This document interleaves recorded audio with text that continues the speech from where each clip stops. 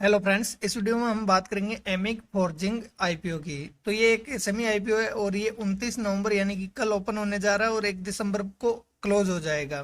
तो इस वीडियो में हम इस कंपनी का सारा रिव्यू करेंगे कि कंपनी क्या काम करती है और किस सेक्टर की है, और ये फाइनेंशियली और फंडामेंटली कैसी है, प्रॉफिट मेकिंग है या लॉस मेकिंग है, और इसकी ग्रे मार्केट में क्या डिमांड चल रही है जिससे हमें लिस्टिंग गेंद का अंदाजा मिलेगा। तो बने रहिए वीडियो के लास्ट तक। सबसे पहले बात करें इसकी डिटेल की, तो इसका फेस वैल्यू रखा गया 10 रुपीज पर शेयर और इसका प्राइस बैंड है 121 रुपए से 126 रुपए, और इसकी एक लोट में 1000 शेयर आएंगे। और ये कंपनी टोटल इश्यू लेकर आ रही है 34.8 करोड़ का, जो कि सारा का सारा फ्रेश इश्यू है।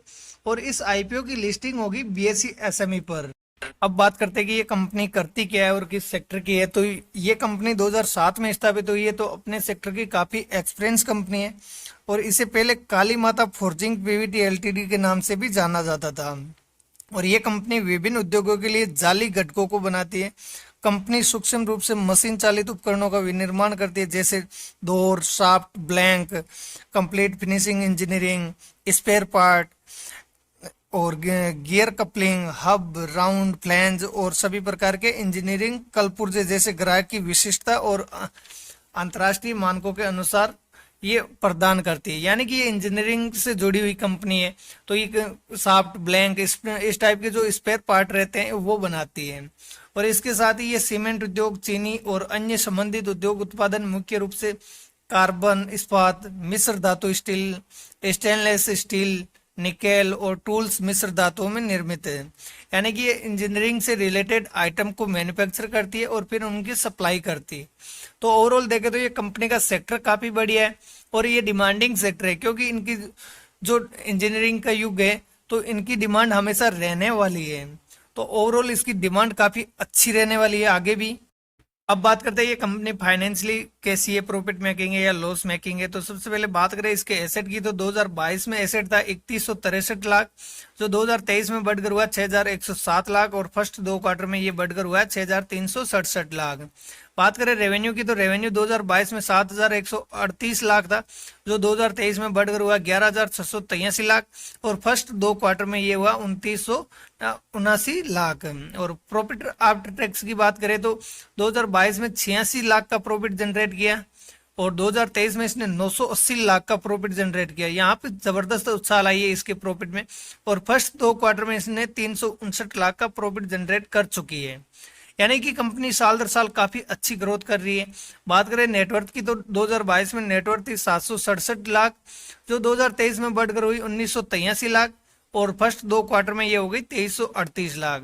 अब बात करें रिजर्व की, तो इनके पास 2022 में 696 लाख थे, जो 2023 में बढ़कर 1897 लाख हुए हैं और ये फर्स्ट 2 क्वार्टर में बढ़कर हुए 2252 लाख।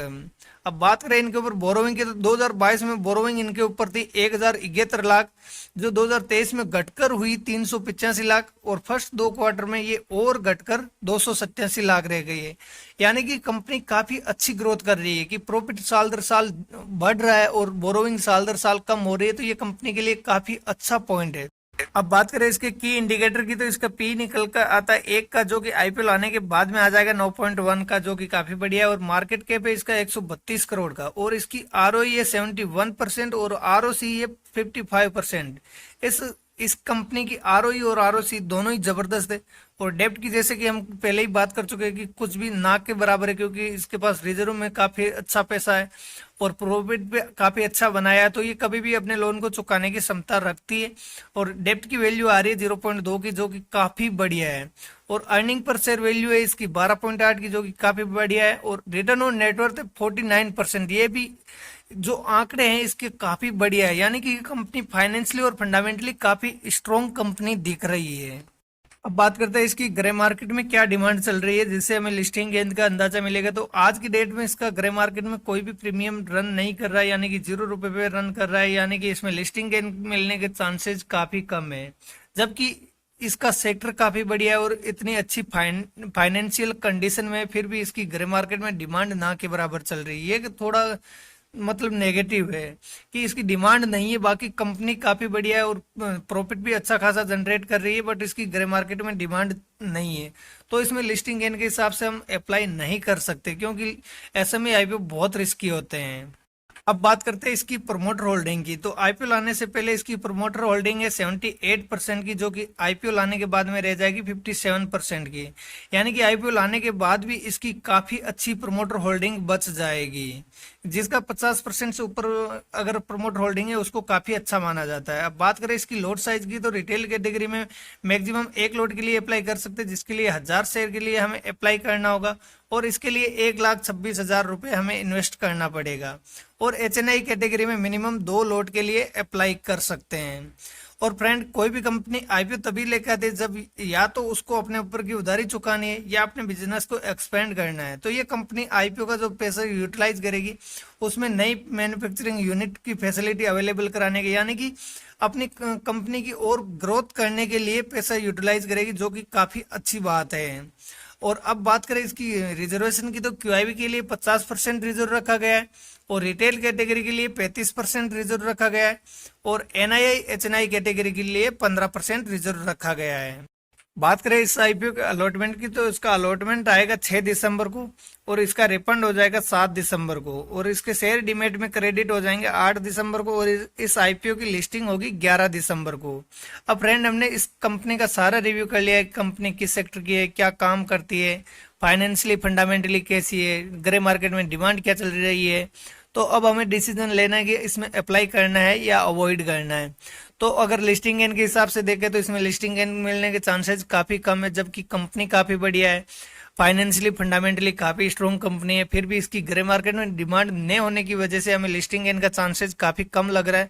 भले ही इसमें 10-15% मिल जाए, लेकिन अभी के हिसाब से इसमें ₹0 पे चल रहा है, तो लिस्टिंग गेन के चांस काफी कम है। तो एसएमई आईपीओ बहुत रिस्की होते हैं, इसलिए हमें इस आईपीओ को अवॉइड करना पड़ेगा। अगर इसकी डिमांड तीसरे दिन तक लगभग 40-50% के करीबन चली जाती है तो उसमें हम अप्लाई कर सकते हैं, अदरवाइज हमें इस आईपीओ को अवॉइड करना पड़ेगा, क्योंकि एसएमई आईपीओ बहुत रिस्की होते हैं। और फ्रेंड, वीडियो अच्छा लगा तो वीडियो को लाइक कीजिए, चैनल को सब्सक्राइब कीजिए, साथ में बेल आइकन को भी ऑन कर दीजिए ताकि हमारे वीडियो का नोटिफिकेशन आपको मिलता रहे। धन्यवाद।